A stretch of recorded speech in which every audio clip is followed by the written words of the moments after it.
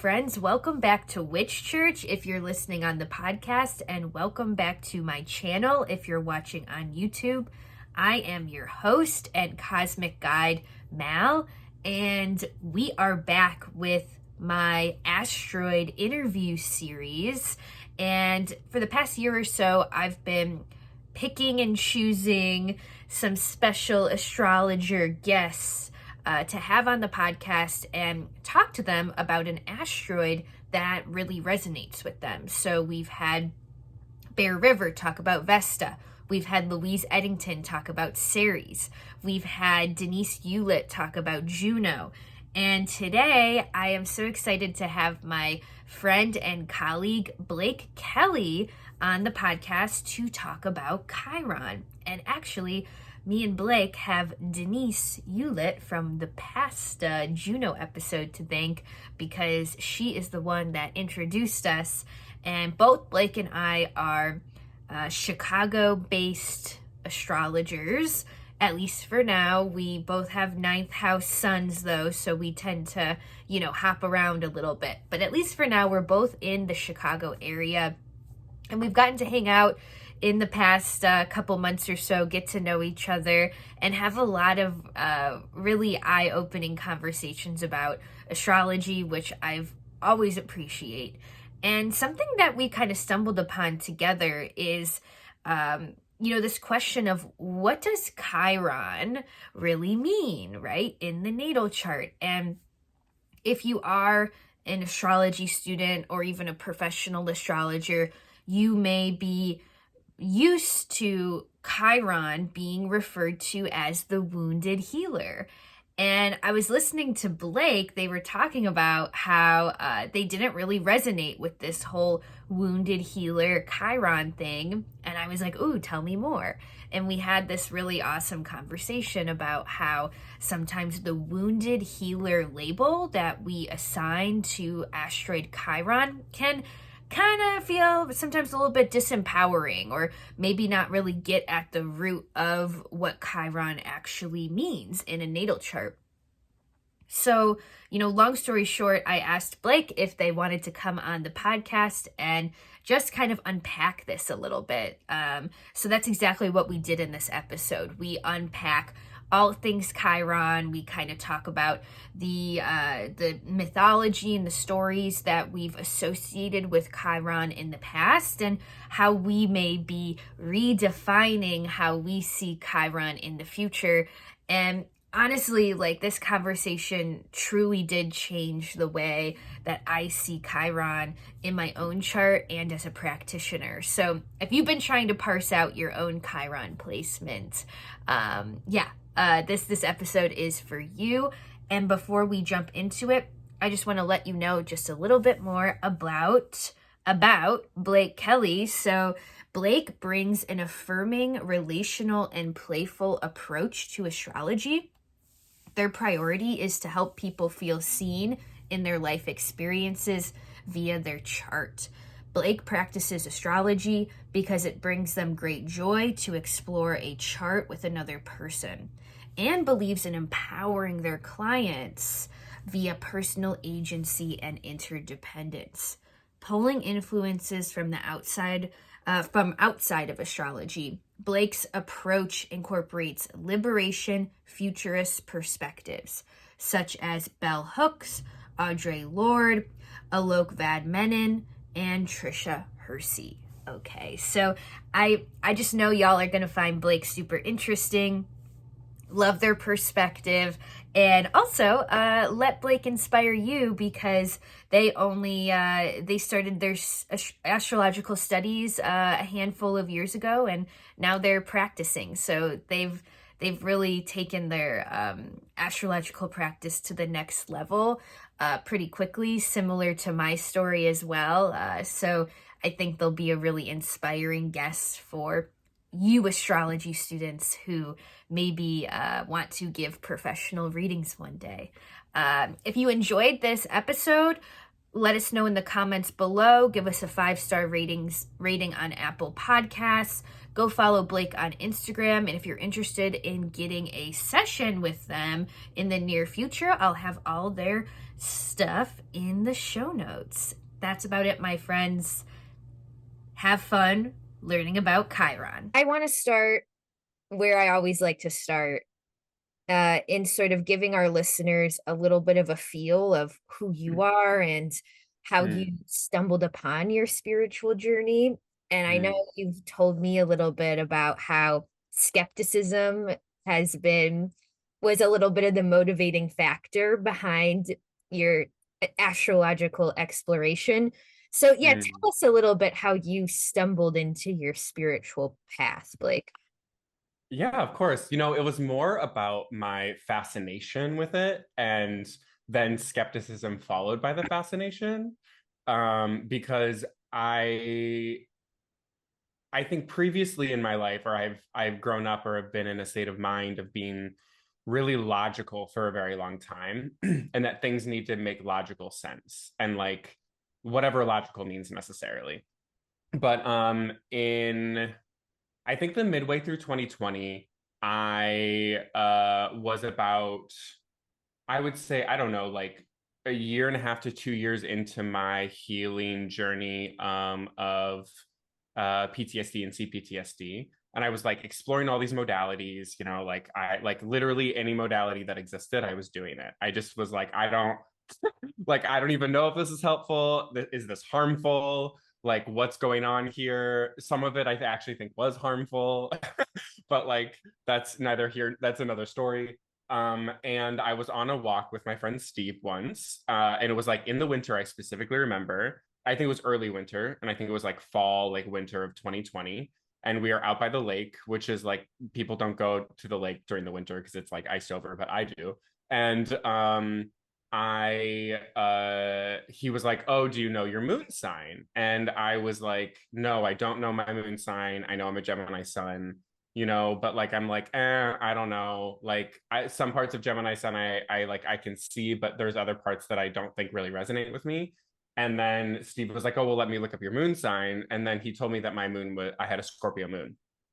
And, for anyone who understands astrology or like knows what that means to have a Scorpio moon, it was like a huge light bulb moment for me because I was like, oh, like this makes sense to like how I'm understanding my emotional experience, how I'm understanding how I witness my own emotions, and like a lot of people have called me pretty intense throughout my life. Or even in astrology, some people be like, you're very scorpionic, and that can be interpreted in a little couple different ways. But I was like really interested, and then I was like googling, and I was like, what does it mean to be a Scorpio moon, and like all this other stuff. And then I this is just about the time just after that Chani Nicholas came out with her book You Were Born for This, and I bought the book because I was like, oh, this seems like a good intro.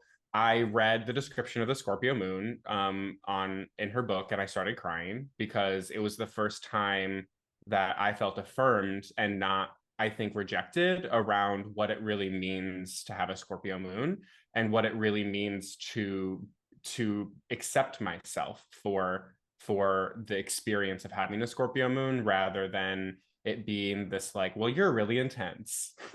And that kind of being more of like a judgment, I think, that when people say that. And so I told my therapist, my therapist at the time about it, and she was like, "Oh, well, I've seen an astrologer once. Do you want me to put you in contact?" And I was like, "Sure."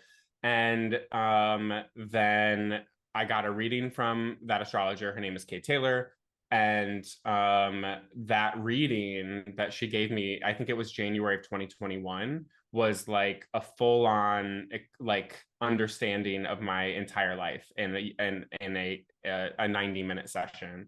And I was just like, my mind like exploded, and I was like, how do you know this? Like how are you doing this? Like I like, because it felt to me that I was like on this quest with doing all these modalities, and not just about healing myself necessarily, but like to understanding, I think, these like things about life that feel like hard to understand, or like what's the answer, if you will. And I felt that astrology offered some insight into that. And so I was immediately hooked, and I was like, I need to know how you're doing this so that I can like, I wasn't outwardly trying to prove anyone wrong. I wasn't like, oh, I'm going to prove these people wrong.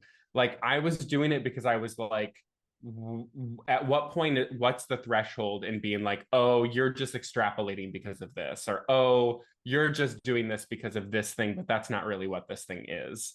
But then I kind of got to the point where I started taking classes with Kay pretty like almost like really intensely at that time. And I got to the point where I was like, oh, there is no end. There is no answer. There is no like there is no aha.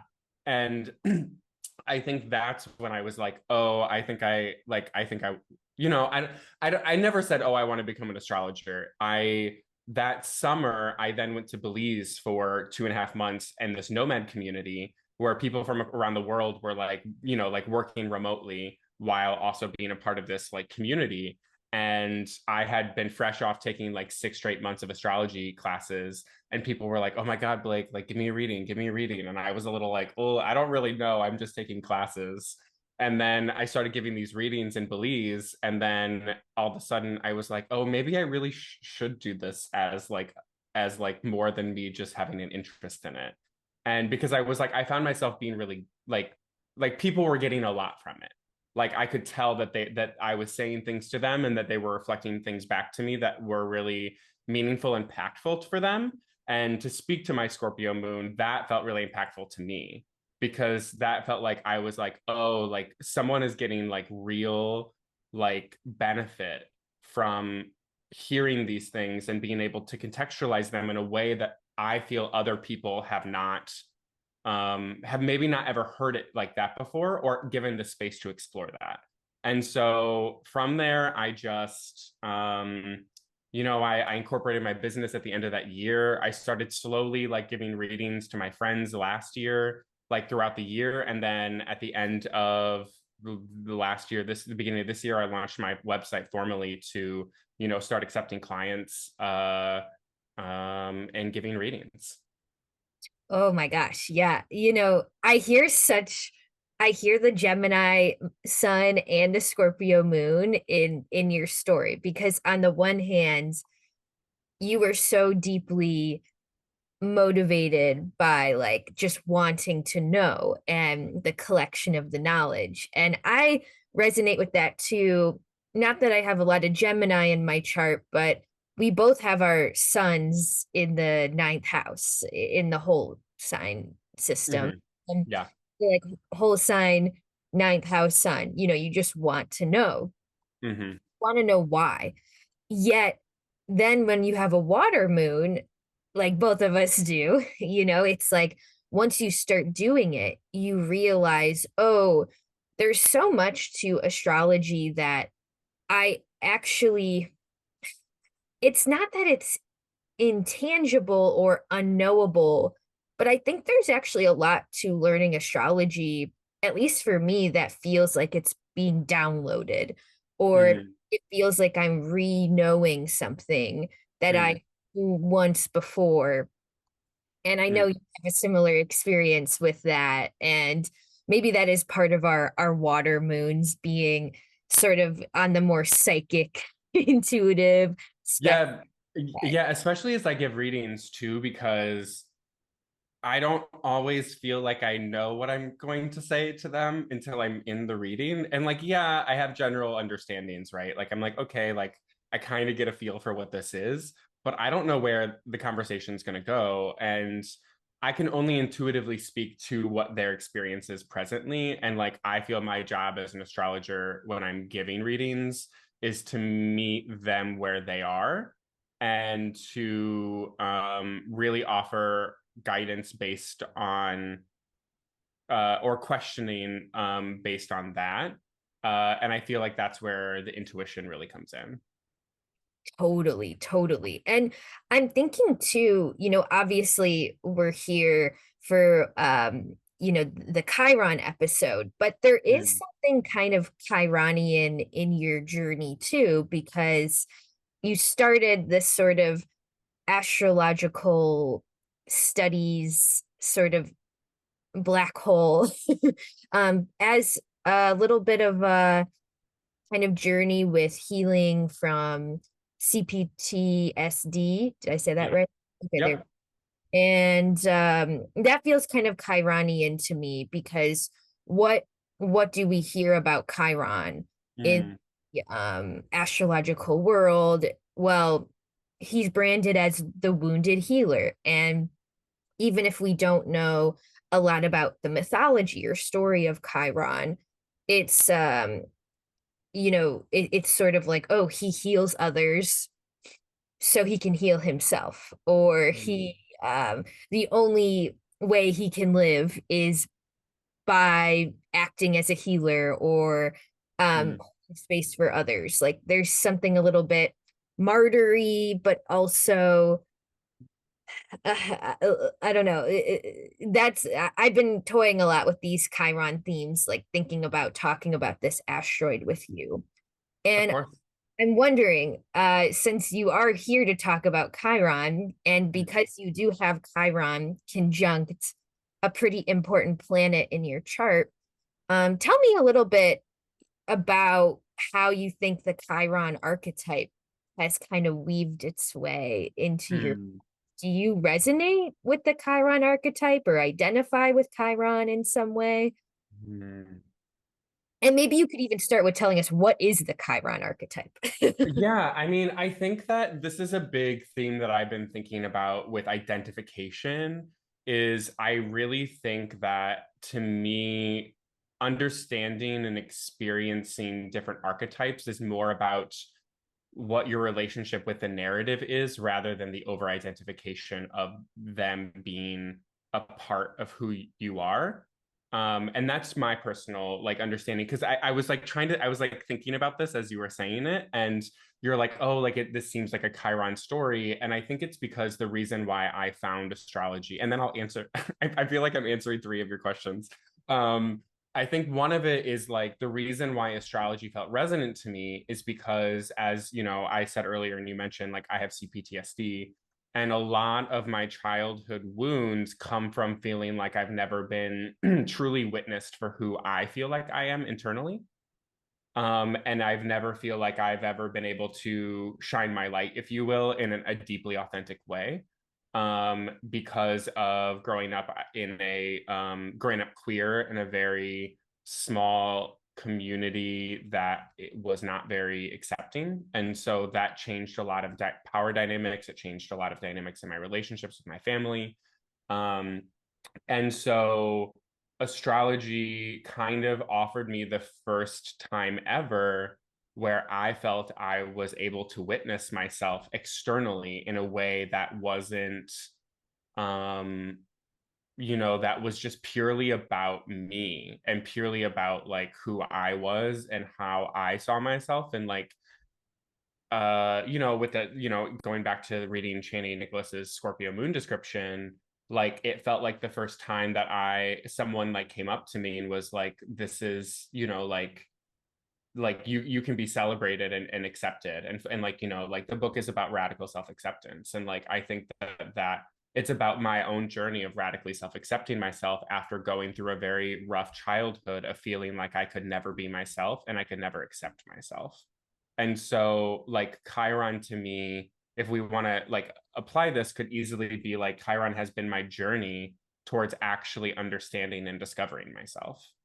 Mm. And like that to me is actually an empowering journey, because to me that's like I'm going on a voyage, I'm going on an adventure for me to understand who I am, and through my actions of understanding who I am, I can better and best help people also, help them on their journey as they find themselves and discover themselves and radically self-accept themselves as well. That's, that's, see, that's why I wanted you to come on and talk about this, because I wish that was the label we give Chiron, like the radical self acceptor, or I don't know if that's exactly the right phrase, but Yeah, instead we keep saying wounded healer, wounded healer, wounded healer. because it becomes an identifier of like you're wounded, and Yep. then it's like, okay, well then like am I always wounded? And because the mythos, right, of Chiron is that Chiron was never able to heal themselves. They were never able to find the potion or the thing that, if you will, to really heal the wound that they had, but they were able to help other people. And I think it's not that I don't think that there will always be a feeling sense of woundedness from experiences that we had, but there's an importantness to differentiating the idea that we were wounded by something, but that does not define us as being wounded. And I know that I think that it would be, I think that these are more nuanced conversations around language to be used, but I do feel that especially in astrology, it is important that we approach this archetype in a way where we are not placing such an over-identification on what it means to be wounded, especially from a trauma perspective, because you know, I think speaking specifically from a trauma perspective, it can feel that like, you know, you are being told that you are your trauma. Mm. And you know, someone that has worked very diligently and very hard to accept my trauma and to be with it, while also knowing that it is not part of me, or it is not who I am, right? Like it is a part of my experience, but my experience is not who I am.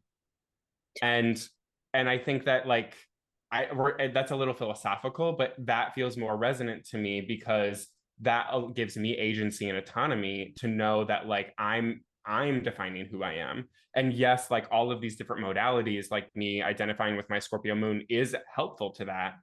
But at the same time, it doesn't mean that like it doesn't mean that I'm single-handedly identifying that as my personality.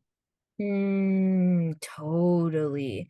I feel that on a deep level, especially because I think where our Chiron is in our chart, um, it can be sort of even where we might be, we easily sink into like a self-defeating prophecy where Oh, 100%. it's like, oh, I'm always going to be like this. I'm going to be a victim of my own story here. And I'm never going to change this. So why try to accept it? Or, and that's not me necessarily victim blaming. But it is, we have to be careful around the narrative we give our Chiron placement, because that's the point in general. Like, like Chiron rules over these false narratives, I think, that sometimes we can develop from very real traumatic circumstances, right? Yes. Yeah, it reminds me, and I know this book is widely criticized at this point, The Body Keeps Score by Bessel. I call him Bessel Vander Coco because I can never I can never say so It's Vanderhoff. Oh, I hope I'm not getting that wrong. we're calling him Vander I Coco. mean, but like from a trauma perspective, because the other thing too is like I have gone pretty deep into reading and learning about trauma in the body, somatic therapy, breath work. Like, I mean, like as I talked about earlier, there's so much that I have myself just experimented with personally with healing my own trauma, not necessarily that I've taken courses to like teach it or anything, because to me, again, this comes back to me trying to help myself. But it comes back to the trauma keeps the score is more, someone posted this on an Instagram reel, and I think I shared it again. It's like that's more of like a textbook of understanding like how trauma impacts the body, but it is not an actual healing book to learn how to be with your experience and to heal as well. And there are many other books. I'm actually reading, my therapist recommended this, and I'm halfway through it. It's called my grandmother's hands, and it's about racial trauma in the United States and how white bodies specifically can have strong reactions to Black bodies based on intergenerational trauma, and how we can have like how white people can have micro feelings of things that are very minute, but it happens because of the way that we've been socially conditioned to experience our bodies. And I'm not going to go like super far into that because I could have like a whole other podcast episode about that. But it not only talks about that, but it also talks about like how we can be with our experience of trauma in the body. Totally. Yeah. So thank you for that kind of disclaimer, in the sense of yeah, the body keeps score, not a textbook, but not a healing guide by any means. Something that I think of, though, that's kind of Chironian from that book is Bessel van der Kolk. He talks about these dogs that were being experimented on, and something that was honestly really hard to digest. Like, these dogs were being like electrocuted in these cages or whatnot, and they had experienced this their whole life. And then there was a day where they just kind of, the experiment ends and they open up the cage, and the dog doesn't leave the cage, so it doesn't leave Right. the thing that was sort of the container of the trauma itself. That's something I think about with Chiron, how difficult it can be, and how sometimes Chiron transits can kind of open up that cage. And it's kind of like the do we leave, or do we stay in the very thing that is familiar, but then also was sort of the semi cause of the suffering. But maybe it'd be helpful, Blake, do you feel comfortable let's go back to maybe the mythology as a whole, and for the listeners who maybe aren't very familiar with Chiron as a asteroid, do we want to call him, or they call it a dwarf planet, I guess, but like I don't know if I care. I don't care. Also, this is part of my asteroid podcast series, so we'll just call we'll call it an asteroid. Yeah. And tell us a little bit about Chiron, the mythology of Chiron. And yeah, tell us what you know and what you think is important. Yeah, I mean, I'll just start out by really saying that I know the basics, but I do not claim to be prolific in the mythology. And that is partially because I feel maybe as a Gemini sun, I learn what I need to know about it, and then I extrapolate from there. But basically, what I know is that Chiron was a mentor. Chiron was a potion person. Like, they constantly were creating concoctions or like medicine and stuff like that to help heal. And basically the interpretation that I understand, and I know in one of the books they talked about like the different storytellings of Chiron, but one of the most understood one was that Chiron was wounded in battle by, I believe it was by Hercules himself, like I think it was accidentally.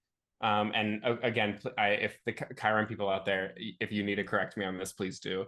But and it was such a specific like wound or something. There was something a part of that arrow that like made it so it was like it was unhealable. And so there was this wound that then he suffered with, and he was constantly trying to figure out like, how do I heal this? And he wasn't able to, but through trying to figure out how to heal that, he was able to think of and create different ways to help other people heal the wounds that they had, right?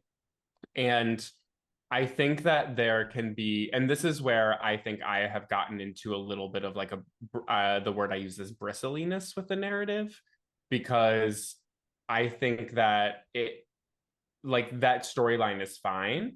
And I think that that archetype is, I think that like that storytelling is fine. But I think that where I get issue with it is then how we use that story in our charts and how we contextualize that in our charts and how we can kind of reframe this a little bit more to say that, okay, like this person was a mentor, this person was constantly trying to figure out like different things, and like I can connect with that story, right? Because like when I was healing and I'm healing from my PTSD and CPTSD, like I was trying out all these modalities. Like I don't care, like is it Reiki, is it this, is it yoga all the time, is it what like is it this type of therapy, do I need to do this drug? Like it was like, you know, it was kind of like this constant thing. And I do identify that, and I do identify that through my journey with like doing all of that. While I don't feel proficient necessarily in any of those things, I do feel like I have the experience that I am now bringing that to my astrology readings, not necessarily in a way of like I don't even come out and when I give readings or say anything about like being trauma informed or whatever. It, to me, it's just more about like how I incorporate that into how I speak with people and how I engage with them. But like that's for me to know. Like that my clients don't necessarily need to know that, because that's my journey. Mm. And I think that where I feel about my interpretation of Chiron is through our journeys with figuring my journey of like figuring this out. Like I am able to help other people, but the I don't know, the dissonance I have is that like that Chiron was never able to heal themselves, because I feel like that's a naming of what people are capable of. And I think it can be very detrimental, because like in general, like everyone has so many different experiences, everyone has so many different varieties of wounding. And like what does that wounding mean? Like what type of wounding was it? What, you know, was it severe trauma, was it light trauma, with like big trauma, small trauma? And then like how that gets healed is really kind of the person's, like it's up to them, and they get to define what that really means and how that and what that really means. And for me, I even think that like this month has been a very pivotal moment for me, and even understanding and accepting my trauma, that like my PTSD is a part of my experience, but it is not who I am. And it is not part of me, and it does not mean that I'm actually forever wounded. I mean, yes, I will have PTSD probably for the rest of my life, but like that is not meaning that I'm not healed. Uh, I I love that reframing because um I don't, I'm realizing like sometimes I don't touch on Chiron in the natal chart reading all that much. And it's not because I don't find it interesting or I'm not considering it.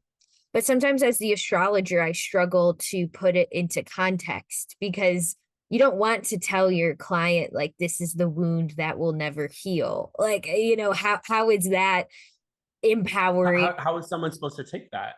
Right, exactly. And I have heard astrologers, many astrologers, this is no like really famous astrologers say, Chiron is the wound that will never heal. And again, I'm not like trying to clock them or anything, but yeah, I think we should consider what is the trauma informed consequence of saying that to someone. And you know what? Let's say it is empowering for someone to come to terms, let's say, with the fact that, like you said, I will always have PTSD, or I will always have some kind of maybe some kind of maybe depression kind of undertone because that's just how my brain chemistry is or whatever. Mm-hmm. Like, who are we to tell someone how to feel about that or how to frame that for themselves. And maybe the Chiron stuff isn't necessarily about the wound itself, but really how we frame the wound and the healing of the wound, you know? Yeah. Exactly. And you know, I'm reflecting on that now of like I'll always have PTSD. I actually don't know if that's true. Like and like maybe this is also, see, maybe that's Chiron even of itself, of my own framing of this, right?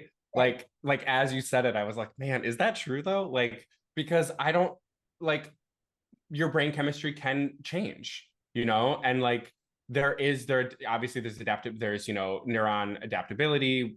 I'm not going to go down that road, but like I don't know what the future looks like. And I think it's like the reason why I feel that saying that in that way feels like it's like you're telling someone their destiny, Mm. and you're telling them like, oh well, like no matter what you do or no matter how much you do heal or whatever, like you're going to be XYZ, and then you're supposed to repurpose this wound to then help other people, which like I feel is like coming from a perspective, from a trauma informed perspective, can feel really not great, especially if you are in situations where you were forced to aid and help other people when you didn't have the resources to or did not have the availability to, and then being told that that's going to be your life, I think can be really detrimental. Mm. And because I mean, again, I am speaking from my experience, so I think that I came from an environment where I was intrinsically good, I feel like, at providing emotional security and caretaking, and making people feel kind of better about what was happening in their lives. And, you know, to share now, I guess, because I haven't even said this in the podcast, I have Chiron and Cancer, and conjoined my Jupiter. And I think that it really comes to the wounding I have around how I feel I have this capacity and this ability with Jupiter to be just like, hey, like I know I can help you feel supported and heard and emotionally secure and attached, but then feeling at the same time that like that isn't being not provided by the other person, but in general, like in an earlier situation, feeling like I didn't receive that. And like a lot of my healing has been like, oh well, like learn to give it to yourself now, like kind of like you're your adult sort of thing. And like I do think that there is a place for that, of like you being with your experience and learning how to kind of be your parent of reparenting. And I think that you also need that in your relationships, and you also need that in connection with people, because you actually can't heal from relational trauma in isolation. You can't heal from relational trauma alone. And I am specifically relating to relational trauma because there are many types, but I do feel that most of my trauma is relational. And that's why a lot of the way that I think even in the current world, we're talking about like, you can be the person that like, that you're the adult and you're the adult to your young child and all this. And it's like, yes, and like you still have to have that co-regulation with other people, because we're like literally humans. We're like literally meant to be in connection and community in that healing. That doesn't mean that the other person is responsible for your healing, but you can still be in connection with them as they're able to show you that relationships can be safe and that relationships can be emotionally secure and supportive. Yeah. Definitely, definitely. And you know, something that's overlooked too with Chiron, you know, for the listeners who didn't necessarily know, you know, Chiron's not the only centaur in the sky. You know, there's a whole mythology of these different asteroids that represent different centaurs. I am certainly not an expert in the centaur mythologies, but you know there is another asteroid named Charlico, and Charlico is Chiron's wife, you know, and Chiron has a wife who's also a healer and also someone who helps heal him, and that's something that's overlooked a lot too, because we tend to maybe think of him as this like kind of healer workhorse who's just like going and martyring himself in order to help heal others and to make meaning from his life. And I never thought about that, Blake, but so often us as healers in the whether we're therapists, whether we're astrologers, whether we're teachers or nurses or whatnot, maybe we're attracted subconsciously or consciously to these roles because these were the roles we played in childhood, right? And I know a lot of healers and a lot of therapists who are really amazing space holders. Mm-hmm. Yet still, at some point in their journey, will have this moment and be like, wait, am I anything but a space holder for others? Like, is this the only thing that is about me? And or is this the only thing about me that is meaningful? And this sort of journey of separating like the individualized self from the identity of healer or therapist or space holder feels very Chironian at the same time.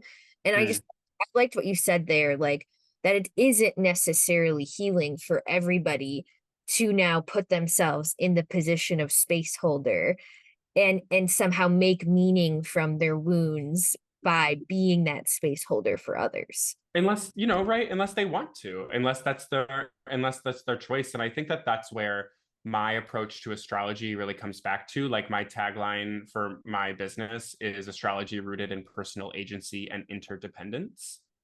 And to me, it's really about the balance between, okay, here's what I know about the chart. Here's what I know about transits that are happening. What is my active choice in this? What is my active choice of how I want to work with this, right? And like, my choice of how I choose to work with this, whether I become I proclaim to be a healer, or I am a healer, or I choose not to be a healer and I do something else, is what I choose to do with it. And I think that, to me, when I work with clients, like, that's where the personal agency comes up. It's like, at the end of the day, it's really up to the client to decide how they want to work with it.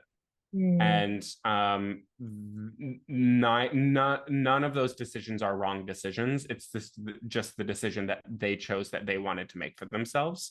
And it's more about coming back to, are they making the decision that they want for themselves? Totally. And speaking of this word, interdependence, Yes. right now as we speak, Chiron is in Aries, and Chiron is actually conjunct Jupiter in Aries. And I'm thinking, some people may not realize like just how big of an effect this Chiron in Aries transit has had on the collective in the past couple years. Even the premise that we began the Panini Press under a Chiron and Aries transit, and we all had to get locked up in our house and think about ourselves and all of our Yeah. for like 3 years, like Yeah. that.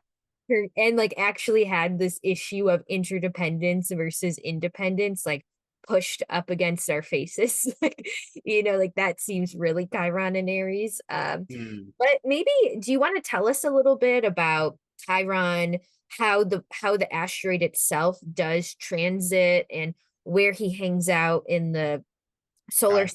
system, but also lead us into actually Chiron and Aries as well. Yeah, I would love to. So Chiron's orbit takes around 50 years. It is not always at 50 years mark, because its elliptical is not it's not elliptical orbit, meaning it doesn't spend the same amount of time in each sign. And I believe its orbit goes in between Uranus and Jupiter. And it spends the most amount of time in Aries.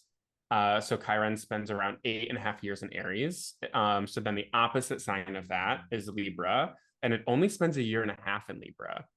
And so you can kind of like parse that out a little bit. I actually have this book here that shows for people that are actually watching, the shows of how quickly Chiron moves through the signs. So you can see that like when it gets to Sagittarius, almost all the way until Gemini, like or sorry, from Gemini all the way to Sagittarius, I had that flipped. It spends a very short amount of time, but then look at how large Chiron and Aries, like it's a quarter almost of the entire circle. Um so and like my Chiron is in Cancer here, which is just that little like that just like little tiny sliver. And so it just doesn't spend that much time in Chiron doesn't spend that much time in where mine was it, because like even people that were born 2 years before me and I think 2 years after me do not have the same Chiron signs. And I think it's like really that's like really interesting compared to people that were born with Chiron. Like basically an entire subgeneration has the same Chiron. Like if you were born with Chiron and Aries, like your entire subgeneration has the same Chiron. And so I think that can create, you know, interesting experiences for us all of like what it really means to be wounded. um and the other thing that was really helpful to me as I was looking through the Chiron transits was to look at Chiron's transits to my natal transit. So personal transits to Chiron, to look at the first quarter square, meaning like the sign that's 90 degrees from the sign that your Chiron is in, and then looking at it from its opposition, and then looking at it and its last quarter opposition. And what also makes Chiron so interesting is like we as a collective, when astrology, we talk about everyone experiencing certain transits at certain points in our lives, right? Like a major one is our Saturn return, which happens between 28 and 30, 31, depending on, you know, depending on Saturn's transit. But people don't experience Chiron transits the same time as other people, right? So like I experienced my first Chiron quarter square when I was 6. And if you have like your Chiron and Aries, like you might not experience your first Chiron square until, you know, like you're 15 or 16. So like it really creates like different moments in our lives that only we can really, I guess, understand by looking that up. And I last year I did look up I did look up my first quarter square, my opposition, and my last quarter square is happening this month. So Chiron and Aries will square my Chiron in Cancer. It already did it once, but it's coming back around to do it its final time. Actually, this is the third time. I think it's doing its final round, and it will be exact at the end of this month. It's really like a in the cardinal signs. So, and I think that's where I think that's why I have such a strong identification with astrology being around agency and interdependence, because it's like how are we identifying the me and the we, basically. And yeah, I think that's I said a lot there. I'm gonna pause for a second. Is there something that's coming up for you based on what I shared? Yeah, I mean, just the that is so Chiron to like it's so embedded into the meaning already of the asteroid itself, the fact that we all go through different Chiron transits at different ages and different times. And what it evokes for me is this feeling of well, no one can help me with this. This is the one transit that I go through that no one else understands because no one else is going through it. Now that isn't necessarily true at all. But you can even see like I am picking up on some sort of hyper independent kind of energy from the Chiron transit itself. And now that I think about it, regardless of the fact that Chiron is in Aries, the sign that is I am, that has I am as the key phrase, you know. Chiron in itself, I think, is speaking to some sort of hyper independence versus interdependence battle. And yeah, and I'm just thinking about how, yeah, like I'm in my Saturn return right now. I can call up, you know, 10 different other Saturn in Pisces returners right now and be Yeah. like, this is what I'm going through, but I can't necessarily call up 10 people and be like, whoa, I'm going through my Chiron opposition. What's up? I mean, I think that like it also maybe just in the astrological community, us focusing more on that, you know, and like focusing more on on like finding our Chiron buddies and being like, okay, what does that really mean to you? And I think it's the reason why too is because Chiron is so new to our, to our experience, because Chiron was discovered in 1977, and it won't actually make a full return. We have not experienced, since we've discovered Chiron, we have not experienced a full rotation of Chiron around its orbit. So Mallory and I kind of looked this up before, and I believe it was 2028 is when Chiron returns to where it is in the chart. 2027. 2027. So Chiron was discovered at 3 degrees Taurus. And I also find that interesting because I have my Venus at Taurus at 6 degrees, which is, I think, within orbit. And I think that the book that I actually got this from is which I've read on Chiron. It's called The Rainbow Bridge Between the Inner and Outer Planets by Barbara Clow.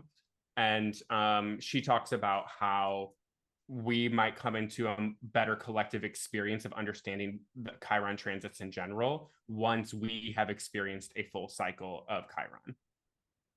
Oh, I believe it, because it's interesting. We're still digging up the bones of what a Chiron transit actually looks like.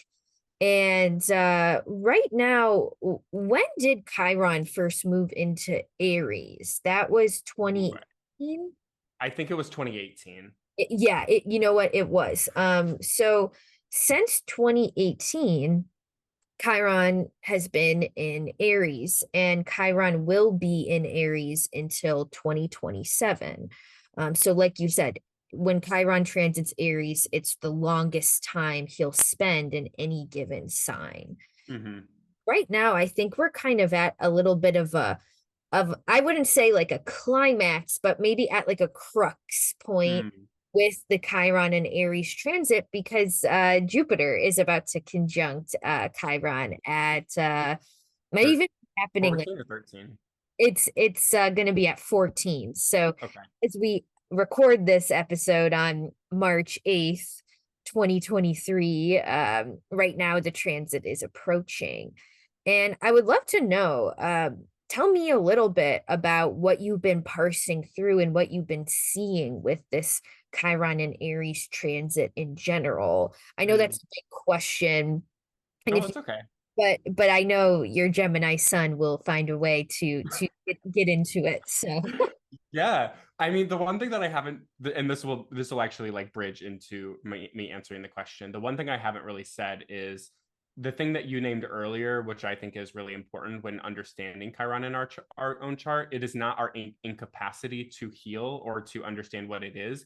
It quite potentially could be our perception around or our framing of what the woundedness is.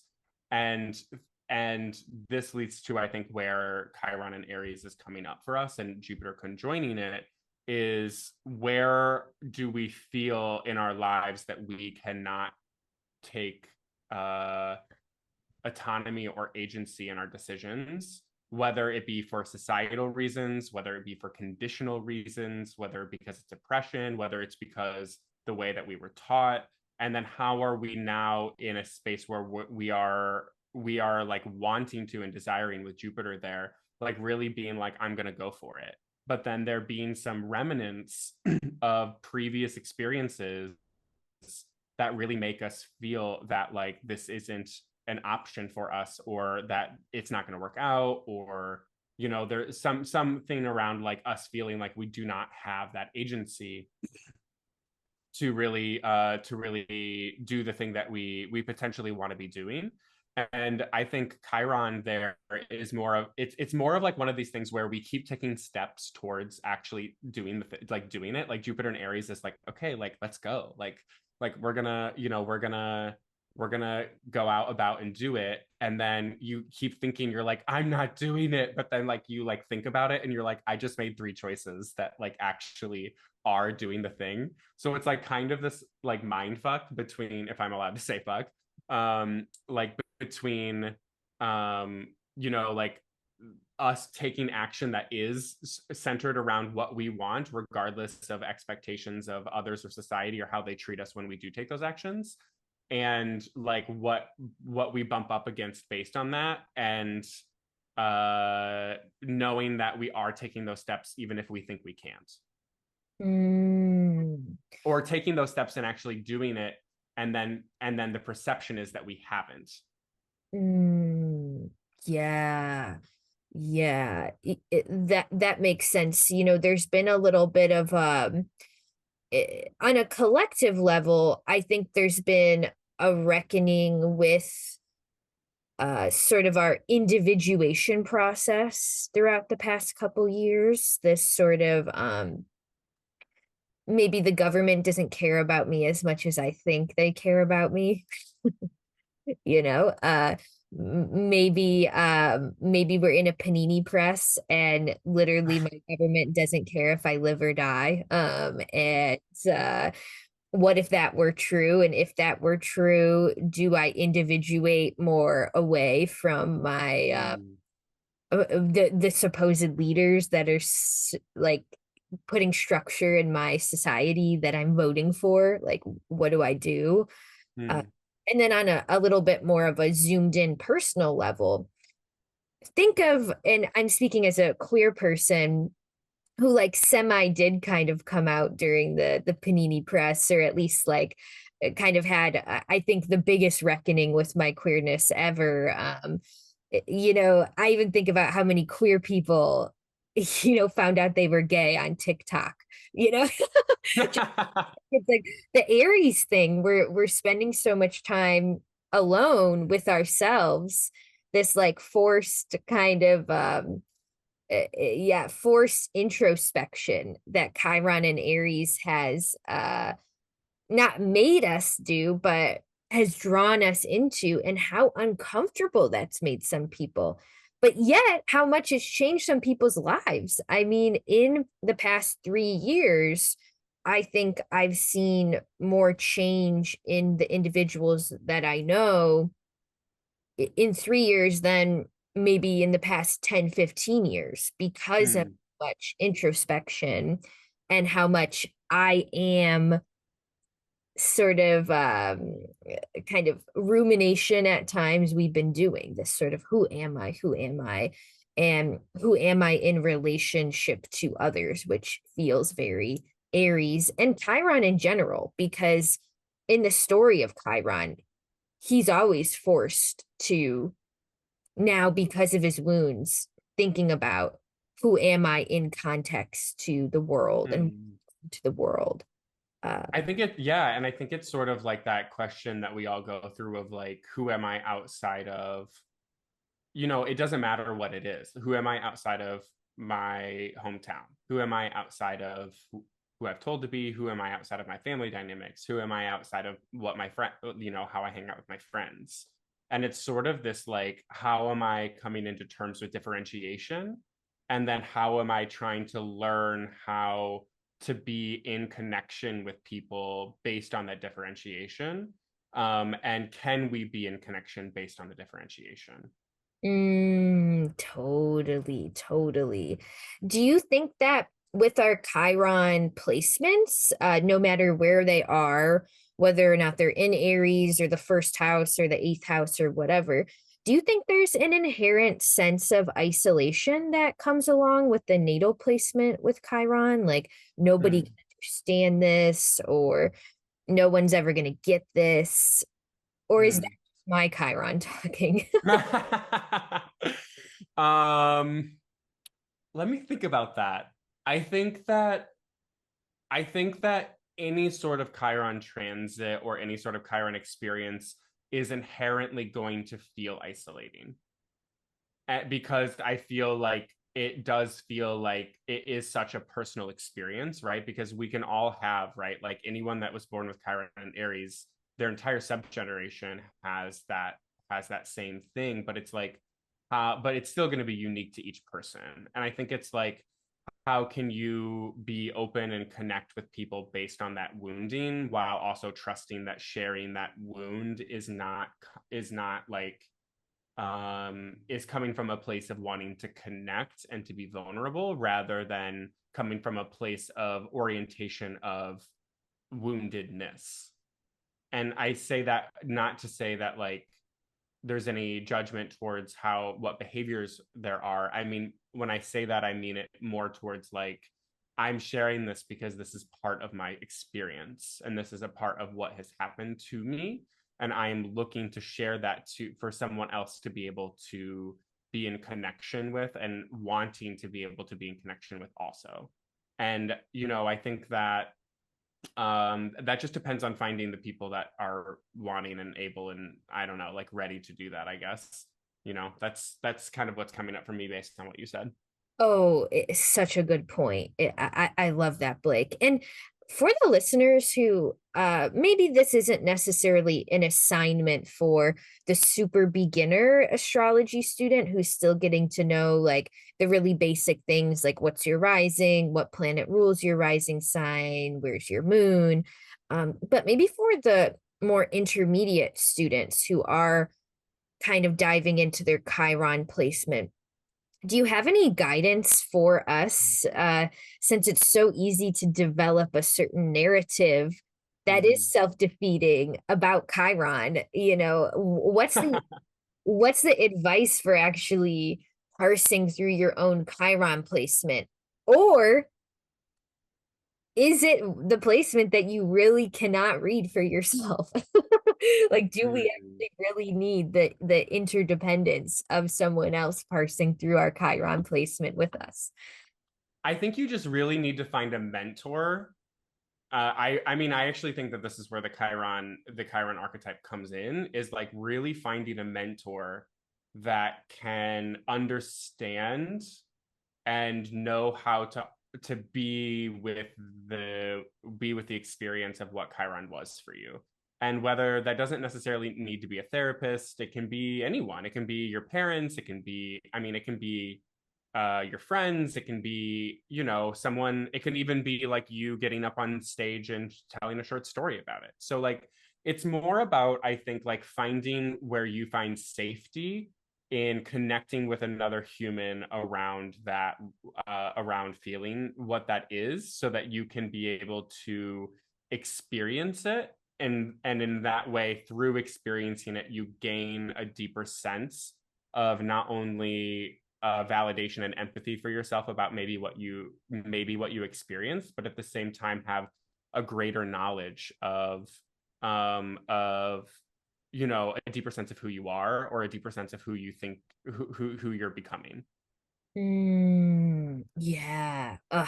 That's really good advice. And Chiron does have a mentor as well in his some of his mythology. And Chiron is as much a teacher as he is a student. And I think that's sort of the the point of Chiron stuff. Like, what I will say about Chiron placements, I think you might be best at teaching where your Chiron placement is, even if you think you're bad at it. For you, Blake, I'm thinking about Chiron in Cancer. It seems like right now you're really kind of collecting the goods. You have been collecting the goods to be a really amazing teacher about how to do self-nurturing, and that wasn't the purpose of why you went through your trauma. That's not what I'm trying to say. Yeah. But it's more like, oh wow, like that very thing that once wounded you, now you teach it, and you are going to be able to teach, and you already teach it in a really profound way. Does that make sense? Yeah, I think it comes back to, and I think maybe this is the Chiron and Jupiter and Aries right now, is because I've chosen to seek out and find different modalities that help me, but also find relationships. And I think that this is where I will be a big stickler too. It's like, it's not just about my own self-nurturing, it's knowing that we need to be nurtured by other people as well.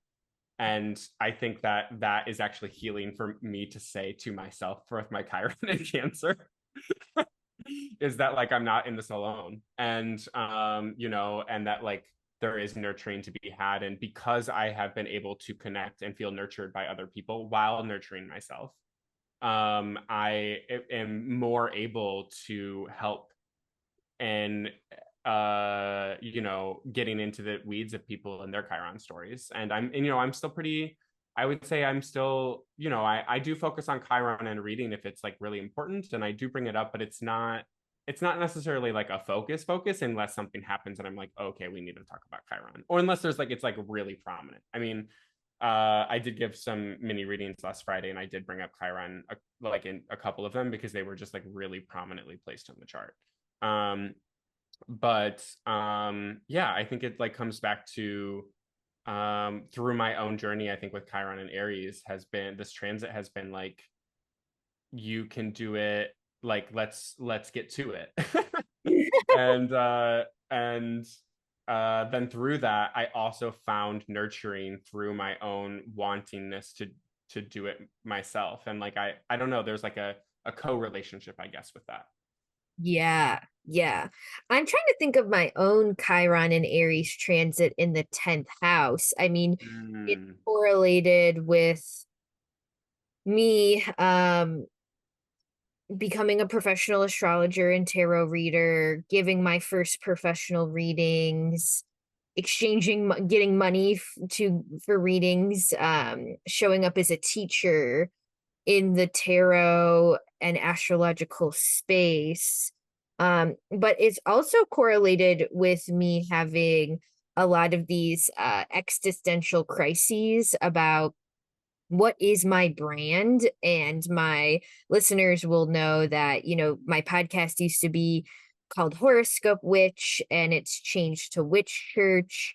And ultimately, I love the name Witch Church, but ultimately I've kind of realized that the whole like what is my brand thing is just, I don't care in the first place. And I was trying to care about something that all of like the witchy business people were telling me I had to do in order to like make my business successful. And now I'm kind of at this place where with Chiron in the 10th house, it's like I don't care about my brand in the sense that I care about how happy it makes me to give readings. And I love the feeling of someone really aligned finding me through the podcast. And I love the feeling of holding really good space, or the best space I can possibly hold for someone. And that's it. Like I like I just hate the marketing shit. Like I just hate it. And maybe that's part of my Chiron Jupiter transit close to my midheaven. I'm like, God damn it. Like if I could just not have to deal with the marketing stuff, that would be great. I mean, I think it's like, I just want to do what I want to do, and just let me do it. Like, right? Like it's kind of, that's what I'm hearing from you. Yeah, exactly. So And also, I would just say that like, if you're up for me offering a reflection based on what you just said by that, I'm down, please. I would say like, allow yourself to change your mind. Mm. And allow yourself to, I would think that like, if you want to change your mind about changing it again, just do it. I mean, Aries is like, it doesn't matter. Like like Aries is kind of like, okay, well, I'm gonna shift gears, and now I'm gonna do something completely different. And it doesn't mean not astrology. It just means like, if you want to change the name of your podcast again because you don't like the branding, that's fine. Or if you want to change the name of your website, or if like you want to, whatever. Like, I think that I struggle with this too, because I have my Mars in Aries, and I pivot my actions quite often, and I am like, oh, I'm going to do this, and now I do this, and now I'm going to do this. And sometimes people like, that's more Gemini sun, and I actually think it's my Mars in Aries. And I think it's just like, give yourself the freedom to not care that that you want to change something about it, and that doesn't mean you're not going to be successful, or you're not going to get clients, or that like whatever, because I think that we have come to this place where there's now a certain way we're supposed to go about building a business, or there's like a certain way about how we can get clients easily or whatever. But I think, again, really coming back to this, like Chiron and Aries is sort of like, yeah, and Jupiter is sort of like, yeah, but like what is it for you? Like what how does it for you to feel like you want it to be called this, or you're going to be doing this? Ooh, oh, that's good. I love that kind of the Aries Jupiter thing. Like, here's what I've been taught, here's what every single teacher in the book tells me and outlines what I should do to get to this point. And you just like throw it in the fire and you're like, all right, doing it.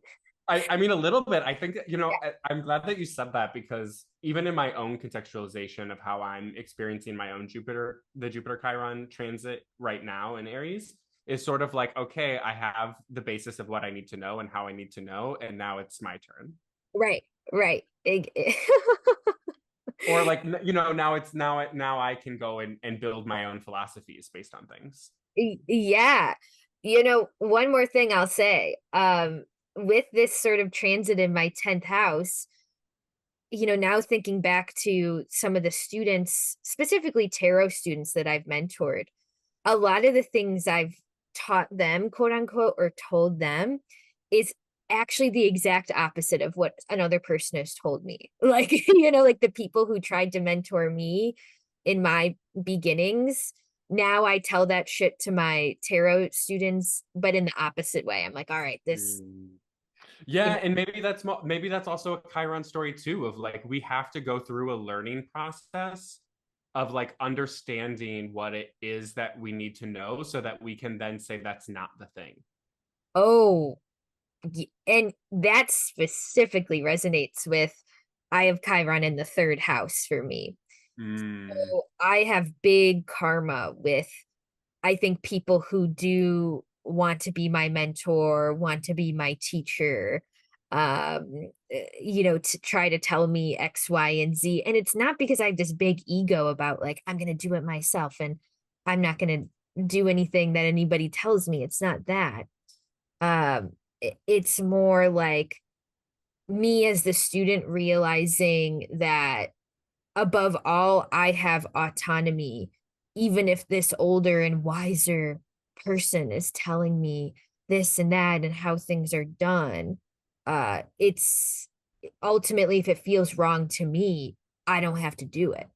Woo, woo. That is that. Yeah, I understand. I think yes. That it, resonates. That resonates a lot. I think especially because Jupiter, in its traditional understanding, is about wisdom and teaching and learning and like big picture understanding. And so Jupiter with Chiron right now is like, okay, like, here's all the stuff that, I'm reflecting on what you said. Here's all the stuff that I've learned from someone, but like, where is that bumping up against where I feel is the thing for me? And is that okay that I disagree with those teachers or those people, but then still feel in connection with them at the same time?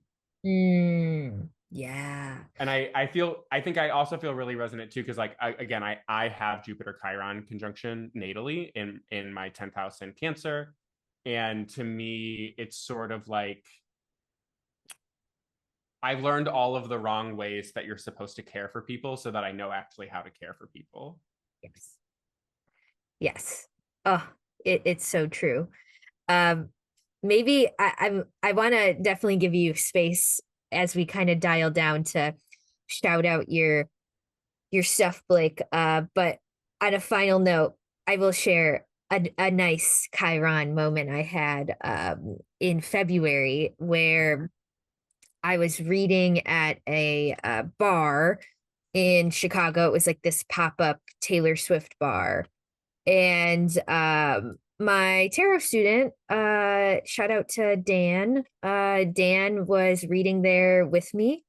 And it was just a beautiful moment for me as a teacher. And now, Dan took my tarot class, and then he was reading beside me, not beside me, but he was in his own little corner in the Taylor Swift bar. and doing his thing. And I'm sure, you know, he has his own amazing style, and he's taught himself so much about tarot, and now has his own way of reading it, which is exactly my purpose of the tarot class I teach. Like, it's like, Yeah. I'm going to give you the goods to marinate with, and you're going to make it your own. Yeah. But that was a really good Chiron teacher moment for me, because Mm. you know, it's like, here we go. So I just wanted to shout that out. That Chiron moments, Chiron transits can be nice, especially when they have to do with, you know, teacher student stuff, and when your student becomes the teacher, and when your student becomes, you know, you see your student get to the level that you're at, and you're like, yes, like Yeah. I want to see you succeed. And now, even what's the word, like, be beyond me now, like, now go forth. Not that I'm some big head honcho tarot teacher, but you get what I'm saying. Hopefully that's not coming off as egotistical. No, no, it's not at all. It's not at all. You're allowed to talk about, your students Yeah. and how they're growing and how they've grown because of what you've done. Yeah. Oh, well, thanks, Blake. And so for those of you who don't know, Blake and I are both in Chicago at the moment, and I'm sure there will be some in-person events to be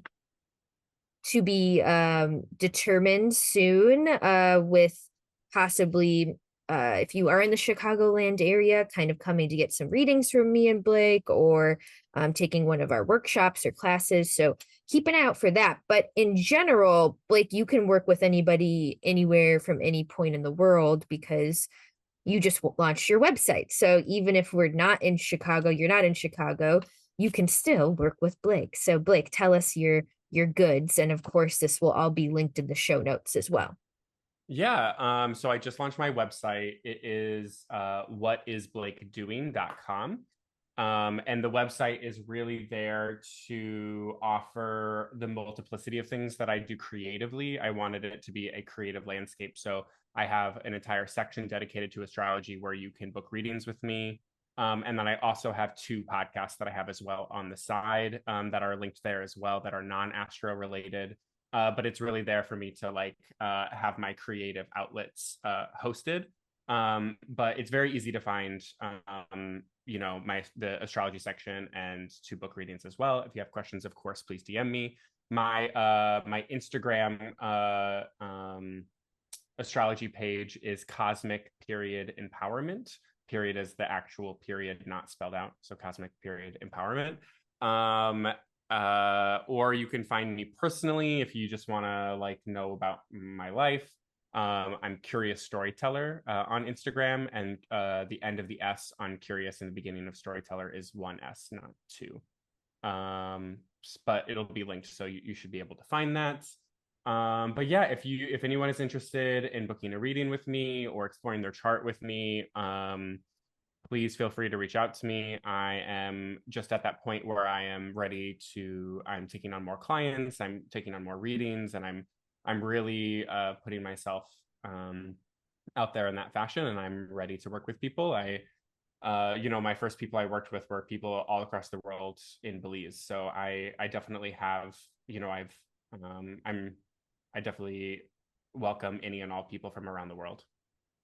Awesome. Well, it was so enlightening to talk to you about Chiron. And I actually feel for the first time in my astrology student journey that I have actually a grasp on Chiron and what he really means in the chart. And I have a lot of reflections now on my own Chiron placement, which we'll talk about more privately, huh?